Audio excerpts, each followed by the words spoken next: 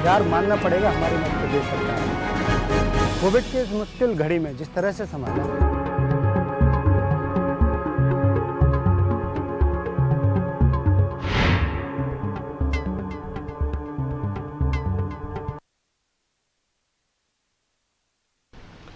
इस वक्त आप देख रहे हैं बात मुद्दे की, आपके साथ मैं हूं मोहम्मद कमर खान। कोविड-19 एक ऐसा वायरस है जिससे पूरी दुनिया जूझ रही है।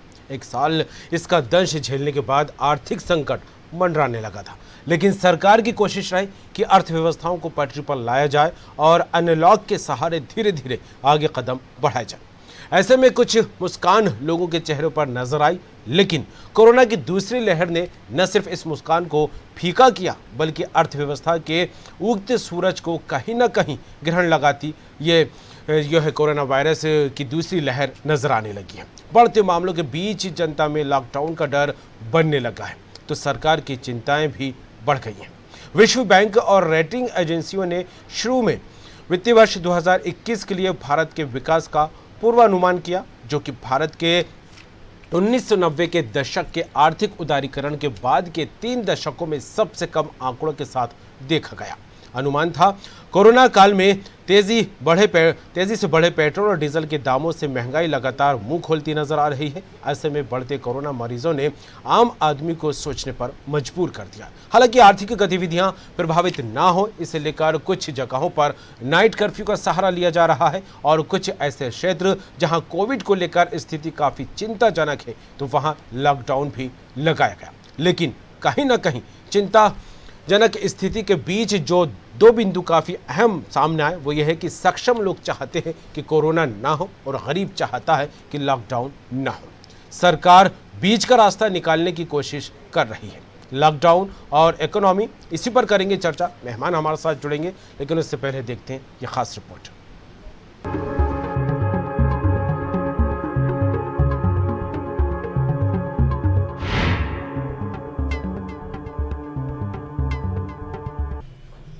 कोरोना काल में लंबे समय तक लगे लॉकडाउन ने दुनिया के साथ ही भारतीय अर्थव्यवस्था पर भी बुरा असर डाला है। 1 साल से ज्यादा का वक्त हो चुका है कोरोना संकट काल को। इस दौरान देशवासियों ने बहुत कुछ झेला और अपनों को खोया भी, लेकिन आर्थिक गतिविधियां ठप पड़ने से अर्थव्यवस्था जिस तरह से लड़खड़ाई है, उसे पटरी पर लाने में वक्त लगेगा, इस बात से इनकार नहीं किया जा सकता।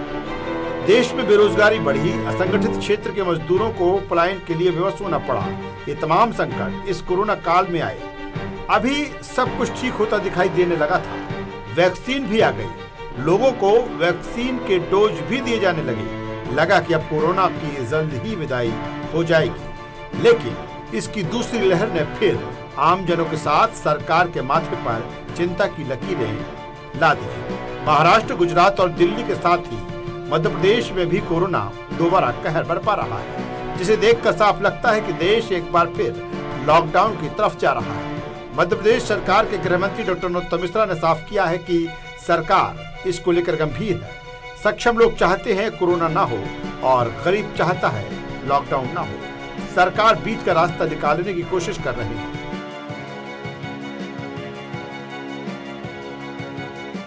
कई लोग जो संपर्क में आते हैं, संपन्न भी रहते हैं, निर्धन भी रहते हैं। जो संपन्न की इच्छा है कि उन्हें कोरोना न हो, पर गरीब की इच्छा ये है कि लॉकडाउन न हो। दोनों परिस्थितियों में मध्य का मार्ग सरकार खोज रही है, क्योंकि जिस तरह से कोरोना दिख रहा है और लॉकडाउन की भी हमने स्थितियां देखी हैं, तो मध्य मार्ग के लिए सरकार आज मुख्यमंत्री जी सभी जिला कलेक्टरों से बात करने वाले हैं। क्राइसिस कमेटी के क्या निर्णय हुए हैं और होने वाले हैं, वो भी आने वाले हैं, उसके बाद तय करेंगे। कोरोना काल में जिस तरह व्यापार व्यवसाय पर बुरा असर पड़ा, तो कई तरह के वर्क कल्चर भी विकसित हुए, जिन्होंने भविष्य की राह दिखाने का काम भी किया। मसलन कई छोटी बड़ी कंपनियों ने वर्क फ्रॉम होम को प्रमोट किया, जो कई स्थानों पर अनलॉक के बाद भी जारी है। छोटे कारोबारियों और किसानों को मदद देने के लिए केंद्र सरकार ने 20 लाख करोड़ का आर्थिक पैकेज भी दिया।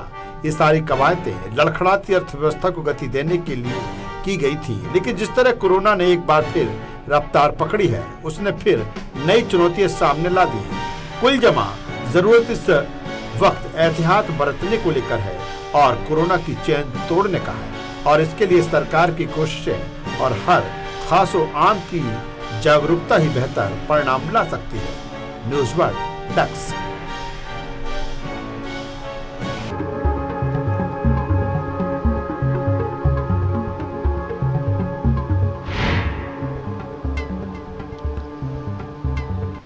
बिल्कुल, कोरोना ने जिस तरह देखा जाए जो माहौल बनाया है उसको लेकर आम जनता कहीं ना कहीं डर के माहौल में बैठने को मजबूर है, तो वहीं सरकार के सामने चिंताएं भी लगातार बढ़ती दिखाई दे रही हैं। ऐसे में चुनौतियां भी हैं, क्योंकि अर्थव्यवस्था एक ऐसा मुद्दा है इस कोरोना काल के बीच के इसको बरकरार भी रखना है और इसको हमेशा पटरी पर लाने की जद्दोजहद सरकार की तरफ से लगातार की जा रही है। लॉकडाउन और इकोनॉमी, यही है आज का हमारा विषय। इस पर चर्चा आगे बढ़ाएंगे। हमारे साथ मेहमान जुड़ गए हैं। राकेश सिंह यादव रहेंगे, कांग्रेस प्रवक्ता। राकेश जी, आपका स्वागत है। और मधुकर द्विवेदी जी हमारे साथ रहेंगे, वरिष्ठ पत्रकार, आपका भी स्वागत है। और फोन लाइन पर रहेंगे शंकरलाल तिवारी जी, पूर्व विधायक, बीजेपी के दिग्गज नेता, वरिष्ठ नेता, आपका भी स्वागत है। शंकरलाल जी, जिस तरह से कोरोना काल को लेकर बात की जाए तो शुरुआत आपसे ही करता हूं, क्योंकि अर्थव्यवस्था को पटरी पर लाने को लेकर कई तरह के जतन सरकार की तरफ से किए जा रहे हैं, लेकिन कोरोना काल जिस तरह से पूरे एक साल से हावी है न सिर्फ देश पर बल्कि पूरी दुनिया पर, और ऐसे में देश की अर्थव्यवस्था पर कहीं ना कहीं संकट के बादल मंडराने लगे। लेकिन जिस तरह से चिंताएं बढ़ी हैं कोरोना के मरीज सामने आने के बाद, तो सरकार के सामने चुनौतियां भी लगातार आ रही हैं। क्या कहेंगे शंकरलाल जी? सच में जी, ऐसा लगा था पिछले 4 महीने पहले कि कोरोना से अपन ने लड़ाई जीत ली जी, पर कई वैज्ञानिकों का पूर्व में भी था कि इसकी सेकेंड लहर भी आएगी।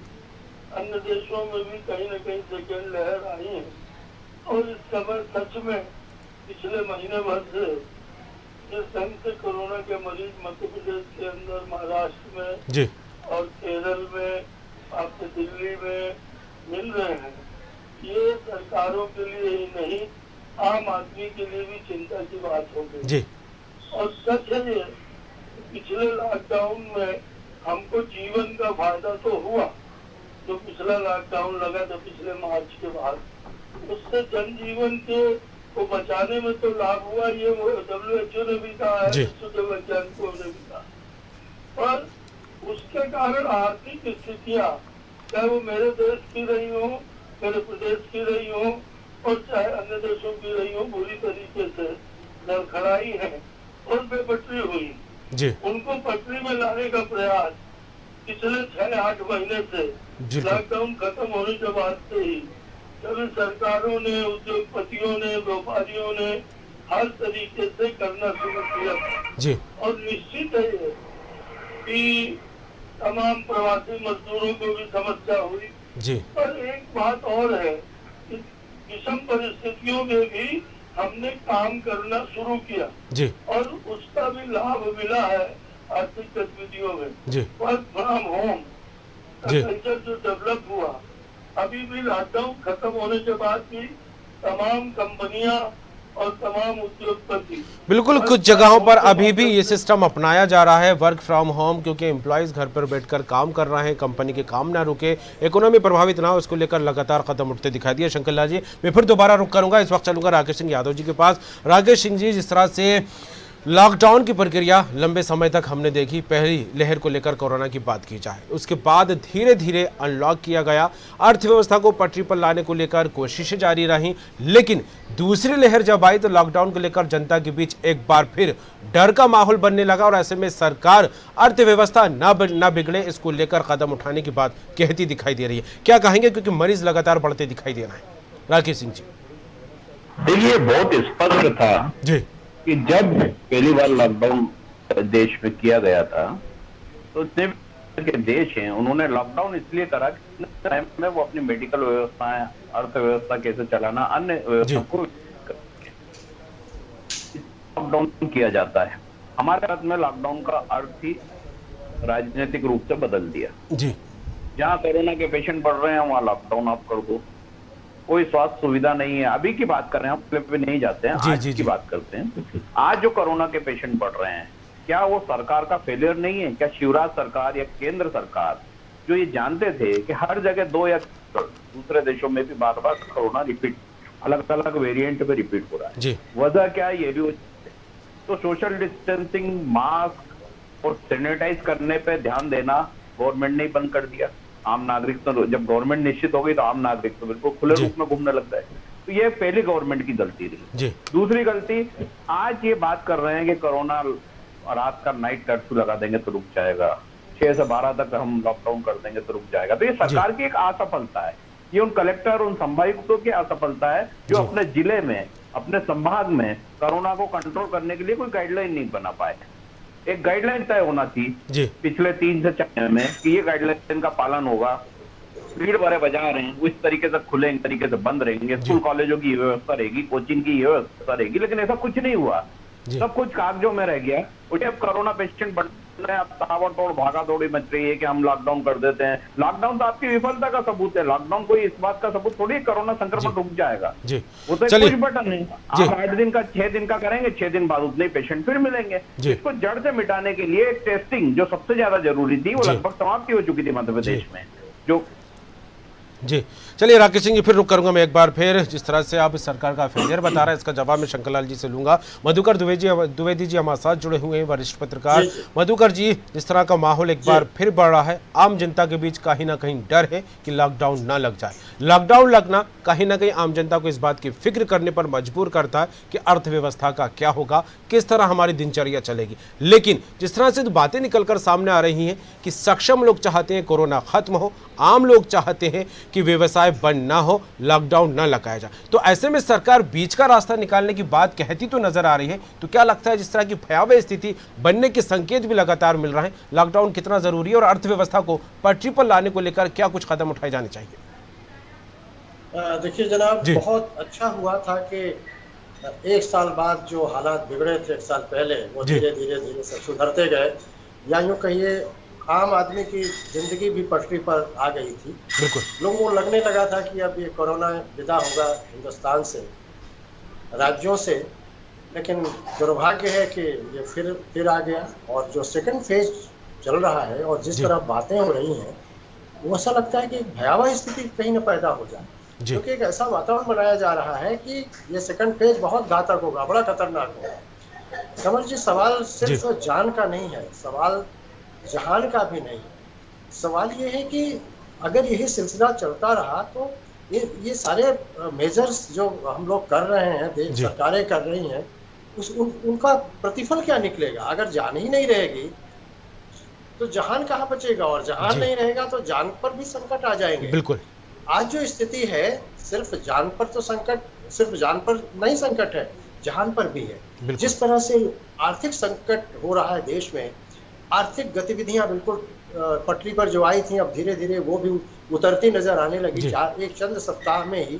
ये बड़ा चिंता का विषय है। देखिए, सरकारें, कोई भी सरकार नहीं चाहती, चाहे वो केंद्र की हो या राज्यों की सरकारें हो, कि कोरोना बढ़े, कोरोना फैले, लोगों का जीवन प्रभावित हो।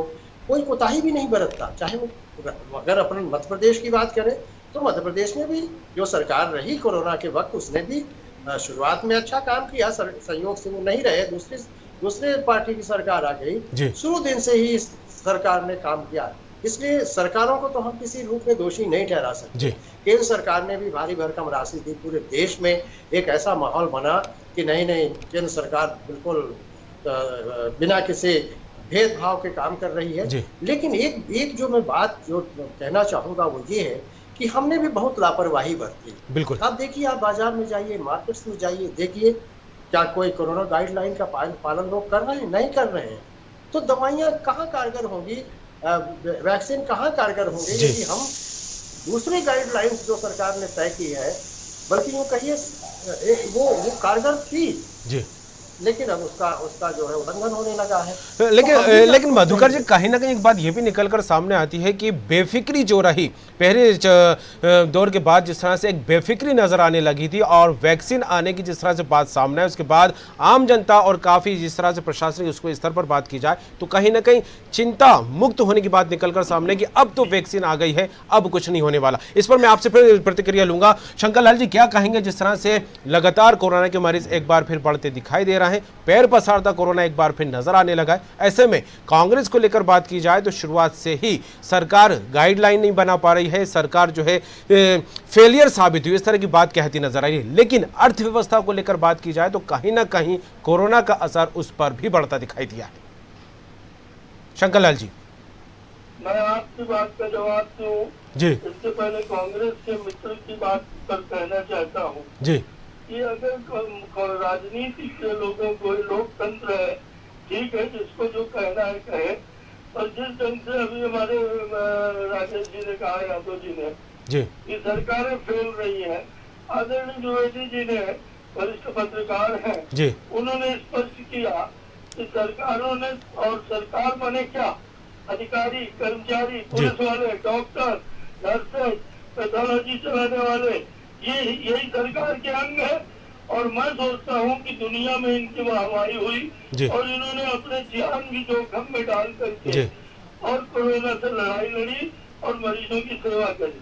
कोरोना से जहाँ तक लॉकडाउन की बात है, तो लॉकडाउन भी अभी देखिए सरकार चिंता कर रही है, और उन्होंने कहीं लॉकडाउन की बात की है तो रात्रि के लॉकडाउन की बात की है, और वो रात्रि के लॉकडाउन को उद्देश्य इतना ही है कि आम आदमी में मैसेज जाए। ये दुनिया जानती है कि 10-11 बजे के बाद सड़कों में भीड़ नहीं रहती, पर पीसी शर्मा जैसे वरिष्ठ नेता कादर खान का उदाहरण देने लगे कि कादर खान को रात को नहीं दिखता, दिन को नहीं दिखता, क्या बोलने लगे। मेरा मतलब ये था कि रात्रि के लॉकडाउन का उद्देश्य ये था कि जो पुनः कोरोना प्रभावी रूप से हम सबके बीच में आ रहा था, उसके बारे में गंभीरता से मैसेज देना और कहीं न कहीं जागरूक करना, और हर बात को सिर्फ सरकार पर ठीकरा फोड़ना इस तरह के प्राकृतिक विपत्तियों में, और ये कहना शर्मनाक बात है कि कोरोना कोई सरकार ले आई।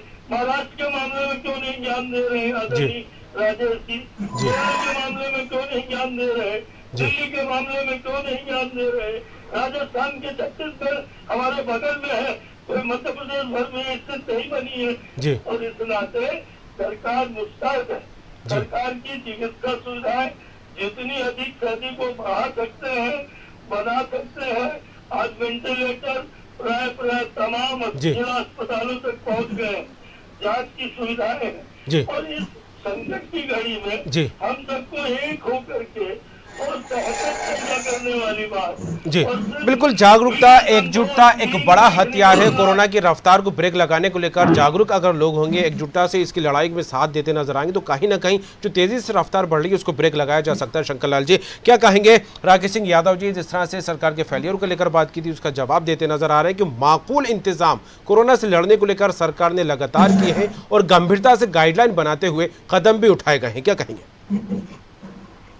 देखिए, इस देश में इसके पहले भी बहुत महामारी हुई है, कालरा, हैजा, पोलियो, अन्य कई स्पेनिश फ्लू, अन्य बहुत बीमारी हुई है, चेचक, सब में भी सरकारों ने कार्य किए हैं, जनता को मुक्ति दिलाई है, टीकाकरण हुआ है।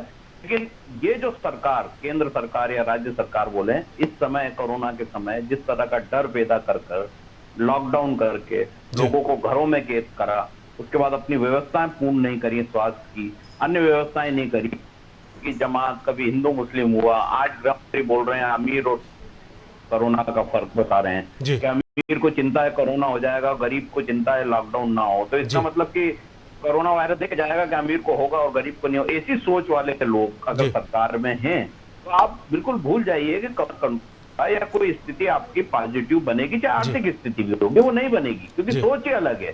सोचिए, अगर अमीर गरीब में आप कोरोना वायरस को बांट रहे हैं, उससे ही पता चलता है कि आप कैसी सरकार चला रहे हैं और कैसा नतीजा मध्य प्रदेश को मिलने वाला है। और इसी में हमारी स्थिति खराब हो रही है। इंदौर लें, भोपाल लें या कहीं भी ले लें, या आप सारे राज्य, दिल्ली की बात कर रहे हैं, कहीं ना कहीं सेंट्रल इसको कंट्रोल कर रहा है, गाइडलाइन बनी हुई है, खामियां वहीं से चालू आ रही है, शुरू हुई है, आज तक जारी है। आज तक ये तक नहीं कर पाए हैं कि कोरोना पेशेंट जो संक्रमित होते हैं उनके लिए जो हॉस्पिटल आपने तय करें वो कम से कम शहर के बाहर हो, वो भीड़ का हिस्सा ना बन पाए। सारे शहर में कोरोना संक्रमित पेशेंट एडमिट होते हैं, उनके रिश्तेदार आते जाते हैं, पूरे शहर में फैलता है। तो कोई नीति तय नहीं है, कोई आपका विजन नहीं है, बस जब जहाँ पेशेंट ज्यादा बढ़े 607 से लॉकडाउन कर दो, लॉकडाउन से थोड़े दिन रुका, फिर खोल दो, फिर लॉकडाउन कर दो। तो देश की अर्थव्यवस्था तो आपने समाप्ति कर दी लगभग। जी, कोरोना संक्रमण भी समाप्त नहीं हो रहा। तो एक नीति आपको अच्छे लोगों को बिठा के बनाना चाहिए, नहीं कि जो बोले कि एक अमीर की अच्छा है, गरीब की अच्छा है, कोरोना वायरस। चलिए, आपके हिसाब से देखा जाए कहीं ना कहीं नीति की कमी है, एक ऐसी गाइडलाइन नहीं बनाई जा रही जो कि असरदार साबित हो। बिल्कुल मधुकर जी, क्या कहेंगे? जिस तरह से पहले मेरी आपसे चर्चा हो रही थी, बेफिक्री नजर आई, आपने भी ये बात कही कि सरकार बेफिक्र होते नजर आई, देश की जनता बेफिक्र होती नजर आई, और खासकर बेफिक्री की जो बड़ी वजह निकल कर आई वो ये रही कि वैक्सीन हमारे देश में आ गया, और अब वैक्सीन आ गया तो हमें डरने की जरूरत नहीं। लेकिन जिस तरह से इस बेफिक्री का खामियाजा एक बार फिर देश की जनता भुगतती नजर आ रही है, कुछ राज्यों में ऐसी भयावह स्थिति बनती दिखाई दे रही है कि लॉकडाउन जैसा कदम उठाना मजबूरी करार दिया जाने लगा। तो क्या लगता है, अगर ऐसे कदम उठाए जाते हैं तो अर्थव्यवस्था फिर एक बार चरमराने की दिशा में कदम उठा सकती है क्या? बिल्कुल कमर जी, बिल्कुल आप सही फरमा रहे हैं, इसकी पूरी आशंका है। लेकिन देखिए, लॉकडाउन समस्या का हल नहीं है जी। लॉकडाउन एक तात्कालिक व्यवस्था है, बहुत समय तक आप लॉकडाउन नहीं कर सकते, बहुत समय तक आप शहरों को बंद नहीं कर सकते। इससे क्या होगा? आम जनजीवन प्रभावित होगा जी। मूल बात यह है कि कोरोना का को जो है जड़ मूल से नष्ट करने की जरूरत है जी। लेकिन जैसा मैंने पहले भी कहा कि कम वक्त फिर आ गया। अब इसको कैसे रोका जाना है, केंद्र सरकार भी चिंता कर ही रही है, हमारी मध्य प्रदेश की भी सरकार चिंता कर ही रही है, सब हो रहा है। शंकरलाल तिवारी जी एक बड़ी अच्छी बात कर रहे हैं कि देखिए, इसके लिए जनता को स्वयं जागरूक होना पड़ेगा। बिल्कुल, आप दुनिया भर के इंतजाम कर दें, सरकार वैक्सीन उपलब्ध करा दे, सरकार कानून कायदा बना दे, आपके प्रोटेक्शन के लिए तमाम चीजें सुनिश्चित हो जाए, लेकिन अगर आप खुद ही उसका उल्लंघन करेंगे तो आपको खामियाजा भुगतना पड़ेगा। मतलब अब ये है कि जो बातें हो रही हैं इस समय केंद्र सरकार से, राज्य सरकारों से, वो कोरोना को नष्ट करने के लिए, कोरोना से निजात दिलाने के लिए हो रही है। इसलिए मुझे लगता है इस मुद्दे पर बहुत ज्यादा आरोप प्रत्यारोप न लगा करके, अगर संवेद रूप से सब लोग मिलजुल करके बातें करें, ठीक है, विपक्ष का धर्म है, विपक्ष जागरूक विपक्ष है मध्य प्रदेश में, और वो बराबर सरकार को सचेत कर रहा है विपक्ष, अच्छी बात है। एक लोकतंत्र में यही भूमिका विपक्ष की होनी चाहिए। लेकिन सिर्फ जो है खामियां गिनाने के लिए कुछ बातें की जाए या सिर्फ आरोप लगाए जाए, मुझे लगता है ये बहुत ज्यादा उचित नहीं होगा। फिर भी मध्य प्रदेश में जो अभी स्थिति है अभी उतनी भयावह नहीं है, लेकिन भयावहता की ओर जा रही है। बिल्कुल, यद्यपि सरकार, लेकिन संकट के बादल मंडाने लगे और संकट भयावह संकेत जो है भयावह स्थिति को लेकर मिलने लगे हैं मधुकर जी। और जिस तरह की स्थिति बन रही है, सरकार इसको लेकर बार बार यही कहती नजर आ रही है कि गाइडलाइन का पालन किया जाए, और सरकार गंभीरता से कदम उठा रही है। शंकर लाल जी, अर्थव्यवस्था को लेकर बार बार बात उठती है जब जब लॉकडाउन की स्थिति बनने की बात निकलकर सामने आती है। हालांकि नाइट कर्फ्यू को लेकर पीसी शर्मा का आपने एक उदाहरण दिया कि रात में दिखता है, दिन में नहीं दिखता, कुछ इस तरह की बात आप कहते नजर आए खान वाली को। लेकिन जिस तरह से अर्थव्यवस्था एक बड़ी समस्या है, क्योंकि जैसे तैसे कई महीनों का लॉकडाउन लगा, उसके बाद अनलॉक करके धीरे धीरे प्रक्रिया को बढ़ाया गया ताकि लोगों की जो है दिनचर्या सामान्य हो सके। और ऐसे में अनलॉक के सहारे जिस तरह से कदम उठाए गए, मुस्कान लोगों के चेहरे पर आई थी, लेकिन दूसरी लहर ने कहीं ना कहीं इस मुस्कान को एक बार फिर फीका कर दिया, क्योंकि चिंता यही है कि अगर लॉकडाउन लगता है तो अर्थव्यवस्था कहीं ना कहीं प्रभावित होगी। क्या कहेंगे शंकर लाल जी? मेरा इतना ही कहना है जी कि हम बिल्कुल दहशत फैलाने का काम न करते हुए जी, और आम आदमी को प्रेरित करने का काम, और जो सोशल डिस्टेंसिंग, सैनिटाइजेशन जी और मास्क, इन सभी देश के लोगों ने ये सब किया है पिछले 8 महीने पहले, 10 महीने जी। यदि सारे सामाजिक संगठन, सारे लोग, देश के जिम्मेदार लोग मिल करके शुरू हो जाएंगे तो हम इस लड़ाई से भी जीतेंगे जी। अभी जिस ढंग से कांग्रेस के मित्र कह रहे थे, नरोत्तम मिश्रा जी के बयान को वो तुष्ट कर रहे थे जी कि गरीब अमीर की बात नहीं कही गई। बात ये कही गई है कि कुछ लोग जो वैज्ञानिक हैं, जानकार हैं, समझदार हैं, इंटेलेक्चुअल्स हैं, उन लोगों के दिमाग में ये है कि लॉकडाउन लगना चाहिए जी। उन एरियो में जहाँ मरीज मिल रहे हैं धड़ाधड़, वहाँ कंटेनमेंट एरिया बनना चाहिए। और कुछ लोगों के मन में ये है कि नहीं, लॉकडाउन नहीं लगना चाहिए, और कोरोना से हमको गाइडलाइन मान करके किसी तरह बचना चाहिए जी। और सरकार ने यही कहा कि हम बीच का रास्ता निकाल रहे हैं। लेकिन गृह मंत्री ने जो बात कही शंकर लाल जी वो यही है कि सक्षम लोग चाहते हैं कि कोरोना ना हो और गरीब चाहता है कि लॉकडाउन ना हो। तो कहीं ना कहीं गरीब अगर जी जी तो सक्षम का मीनिंग क्या निकल रहा है? जी मिला दिया।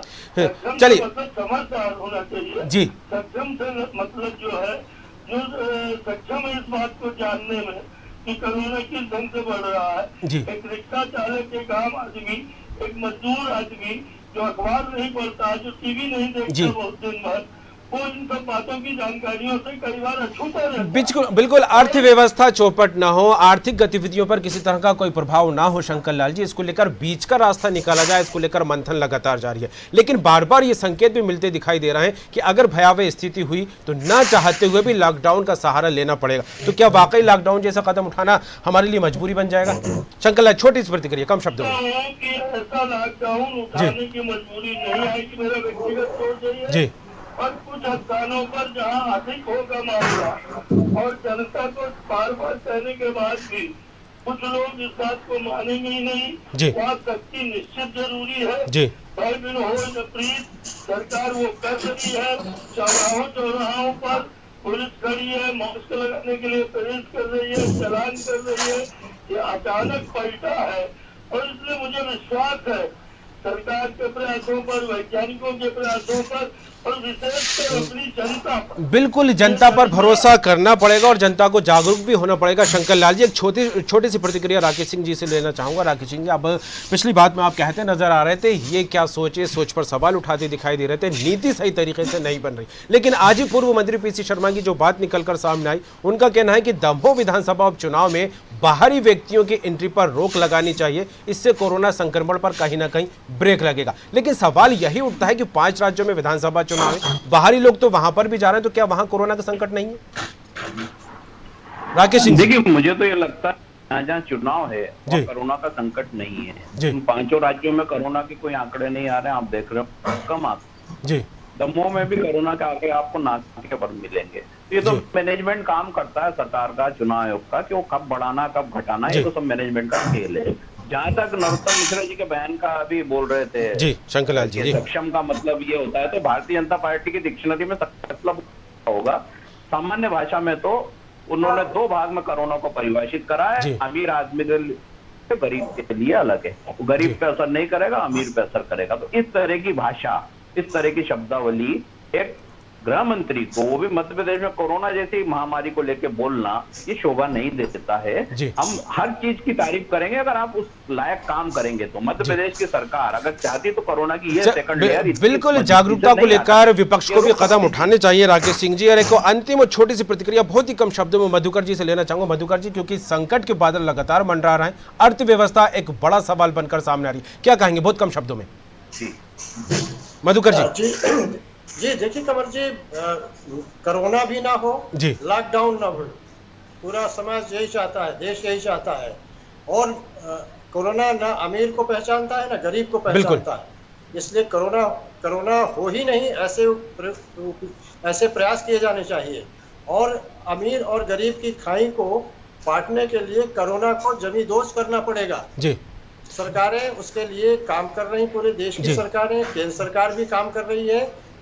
मनोबल बढ़ाए रखने की जरूरत है, विश्वास करने की जरूरत है, दवाइयों को लेने की जरूरत है। बिल्कुल, और जागरूकता लगातार बरकरार रहे, इसको लेकर मधुकर जी सरकार भी लगातार गाइडलाइन का पालन करने की बात बार बार कहती दिखाई दे रही है। और कोरोना फिर से रफ्तार पकड़ रहा, यह भी किसी से छिपा नहीं है। अर्थव्यवस्था पर भी जो है जब काले बादल छाने लगे और जागरूकता ही कोरोना के दूर भगाएगी, इस तरह की बात बार बार कही जा रही है। और हमें अपनी जिम्मेदारी को हर एक को समझना भी होगा। तीनों ही मेहमान, मधुकर द्विवेदी जी वरिष्ठ पत्रकार, आपका बहुत बहुत शुक्रिया। राकेश सिंह यादव जी कांग्रेस प्रवक्ता, आपका भी बहुत बहुत धन्यवाद। और शंकरलाल तिवारी जी पूर्व विधायक बीजेपी नेता, आपका भी बहुत बहुत शुक्रिया। तो जिस तरह कोरोना काल को लेकर एक बार फिर चिंताएं बढ़ी हैं तो चुनौतियां भी सामने आ रही हैं, क्योंकि अर्थव्यवस्था जो है न डगमगाए, आर्थिक गतिविधियां जो है डिस्टर्ब ना हो, उसको लेकर सरकार लगातार मंथन करती दिखाई दे रही है। लेकिन बार बार यही कहा जा रहा है कि सरकार अपना काम कर रही है, गाइडलाइन बार बार जारी कर रही है, लेकिन जनता का जो कर्तव्य है वो यही है कि इस गाइडलाइन का पालन किया जाए।